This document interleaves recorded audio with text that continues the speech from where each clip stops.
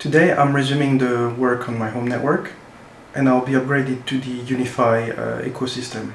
This isn't really about Wi-Fi speed performance because the gains will be minimal, but it should improve reliability and signal throughout the house, as well as allow me to secure my network a bit better. I already installed the switch and the cloud key last year because I was running out of port to plug in my Philips Hue hub, so I never made a video about it. But today I'm installing the router and the Wi-Fi access point, so let's go over to the network cabinet. So the way I've got things set up at the moment, I followed the advice that I found in another video. They recommended to take the output out of the modem and then route it into the patch panel.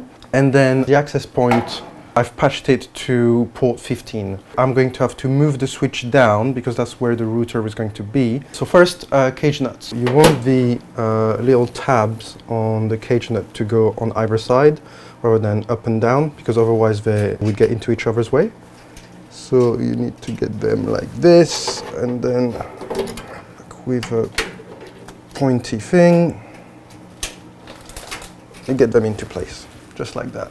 Now that I've got the cage nuts done, I need to move the switch down. Since I'm being lazy, I'm just going to use a power drill.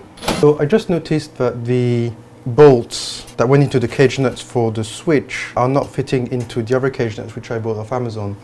And that's because they're not the same size. Should probably switch those cage nuts so that they're the same everywhere. And this way I don't have to think about which bolts goes where. You would have thought there would be a standard for them, but apparently not. So now that the cage nuts are replaced, I can move the switch to its final position. Now I'm just going to install the other bits. So I was trying to keep the color scheme somewhat consistent. Gray cable management stuff is surprisingly hard to find. Now that I've got the cable management panels in, all I've got to do is mount the security gateway. So it comes with a power adapter that is probably going to be a bit short because it needs to go all the way to that power distribution unit. Fortunately, I've got a spare one, so that shouldn't be an issue. Because I'm going to plug it in at the back. Oh shit, it's a... Hang on, let me see if I've got another one. 2 days later.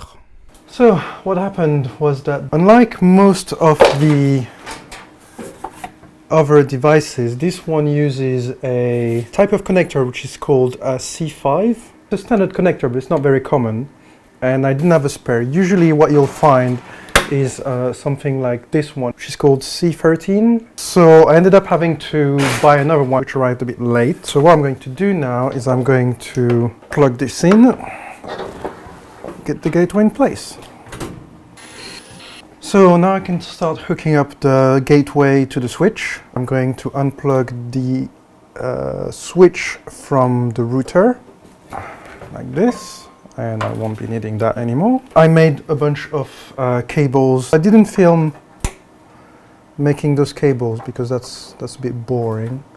However, I did learn a few things about terminating Cat6a, which I probably should make a video about.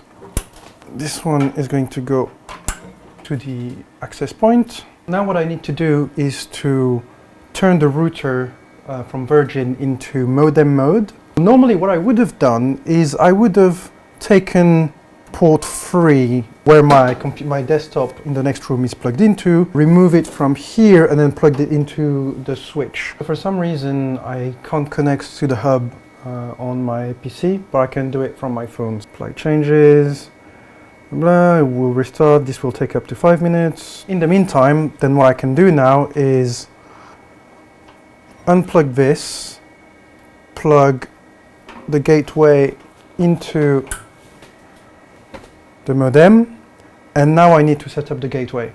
So to do that, I'm going to connect my computer directly to it, and then we're going to move up there and try and set that up. Okay, so I had a bunch of setup issues and I didn't film the troubleshooting because it was Monday evening and I had to get back to work the next day. Long story short, the instructions in the start guide of the security gateways aren't quite right. You're told to plug your PC into LAN 1 and your switch into LAN 2, but the LAN 2 is disabled by default, and the only way you can change that is through the Cloud Key controller. You can't do that until the security gateway and the Cloud Key can see each other, which means that it has to go through the switch. So what you need to do is you need to leave the PC plugged into the switch and then connect the switch to the LAN 1 port on the security gateway. By the time I had realized this, I had run out of patience and I factory reset all the devices, which is not a big deal because I had barely anything set up, so that's okay. Once the gateway is adopted into the whole system, then I moved the LAN port to be from LAN 1 to LAN 2, just because it suits my cable management a bit better. With those issues sorted, I can start taking steps to make my network more secure. To do that, I'm going to create 3 SSIDs. One private one for my personal devices, like my laptop and my phone. One guest network for, well, guests.